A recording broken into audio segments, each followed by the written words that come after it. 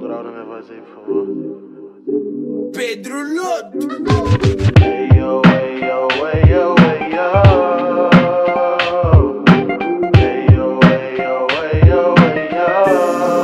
Casual. Ela toda de black, eu venho bem slow. Não me puxou no rap ou no R&B flow. Hoje uma pá de mano cola nos shows, mas quem tava lá quando tudo começou? Eu lembro bem, era 2010, sem Nike nos pés, e eu só querendo chegar, sem cartões de quartos de hotéis, minas infiéis e malucas querendo me dar. Quem tava lá? Olhei aqui na foto, cê não tava lá. Porque hoje cê pensa em se aproximar. Oh oh, quer colar comigo porque sabe bem quem eu sou. Te peguei no erro, oh oh. Era só mais uma puta disfarçada. Eu quero um mundo tipo Scarface, entende a pegada? Say hello to my little friend. Mais um foda-se bem alto, eu me viro no game, eu tô bem. Chamei o Costa Gold pra colar e Lodo veio com beat que era sacanagem. Então escuta o som e aproveita a viagem.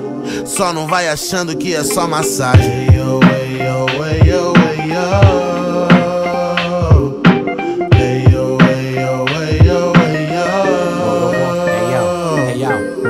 O rap tá virando piquenique de filha da puta e buceta e de brinde se feliz.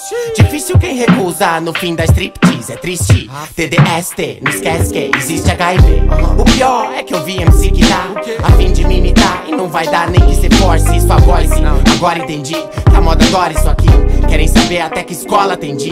E esse pessoal me irrita, não tem igual. Minha rima salve pra o marechal, mais real me inspira.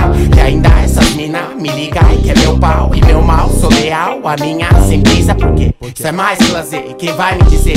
Se eu não sei fazer essa porra, então quem sabe fazer? Então vai se fuder, se não dá pra você, é porque o rap não é só festa e o mic é pra quem nasce. Eu olhei pra cara dela, ela disse, oh, você quer o predelo? Eu disse, eu sou. Então me dá uma prova. Ela na casa de rap mais avançada e pergunta no palco quem toma